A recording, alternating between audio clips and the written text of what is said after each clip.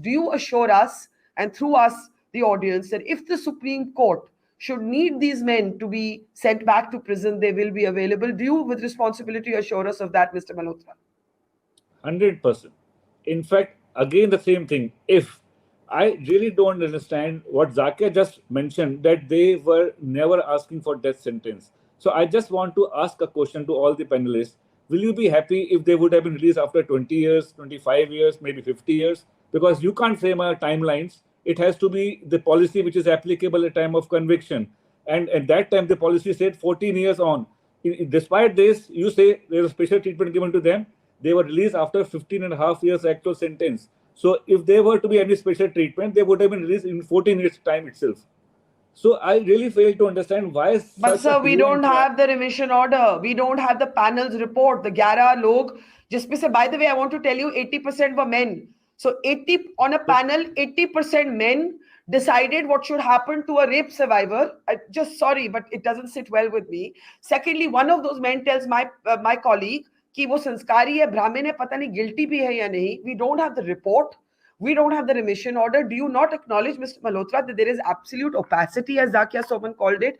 Aapke paas hai? Can I ask you? Bilkis Bano says she doesn't have a copy of the remission order. Do you have a copy of the remission order, Mr. Malhotra?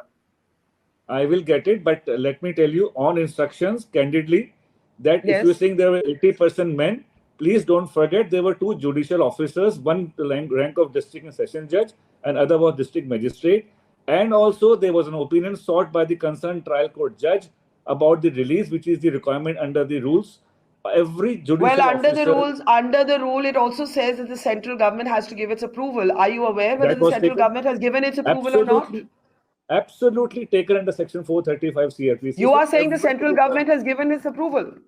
Please record my statement. I'm making this statement with full responsibility. The central government concurrence as required by law was taken.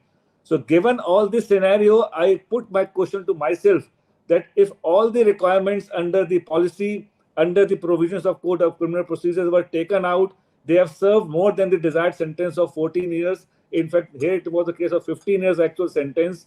They have a right to be reformed and rehabilitated. I just want to take this statement on record because it's the first official confirmation we have that the central government approval as mandated under the 1992 law was taken. Mr. Malhotra, can you reconfirm that?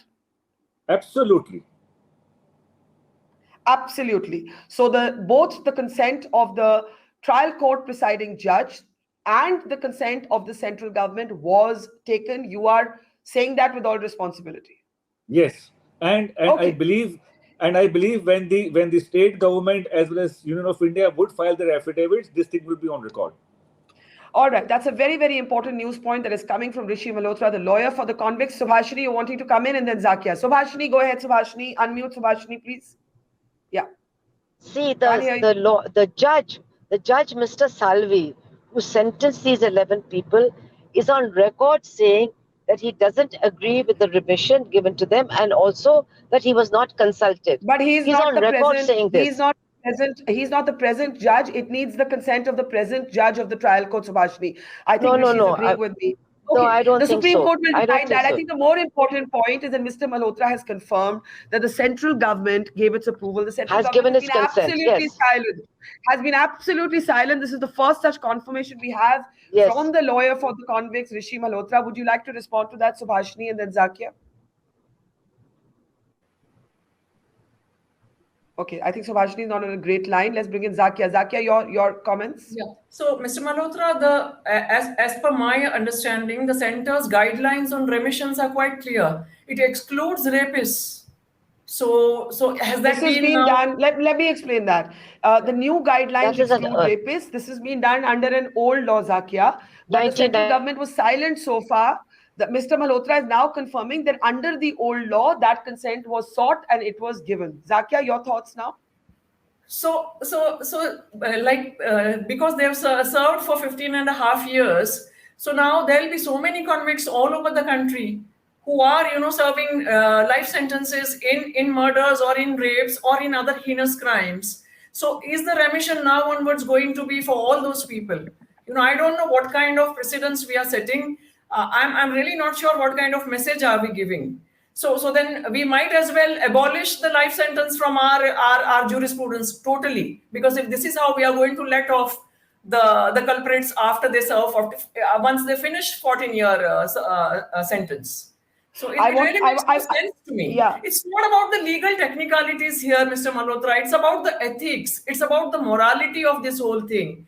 That, a ghastly crime has been committed, and a woman, she's fortunate or unfortunate to be alive after that crime, which was committed on her and her family.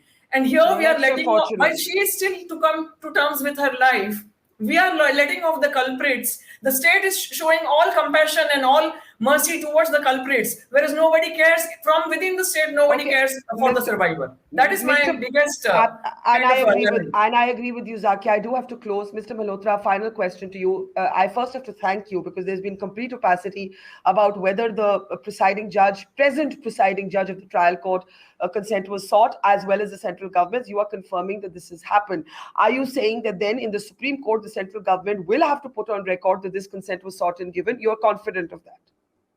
100%. Because you see, I, as a lawyer, and for last 25 years in Supreme Court, I am more officer of the court than a lawyer, personal lawyer for anybody.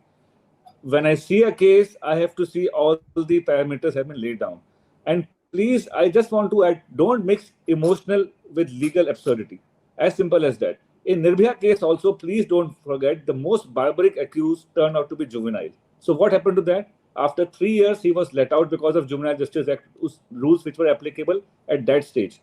Then the act got changed and they amended the act and said that in case the person seems to be an adult, he could be tried as an adult. But then, of course, the law which is amended subsequently cannot be applied retrospectively.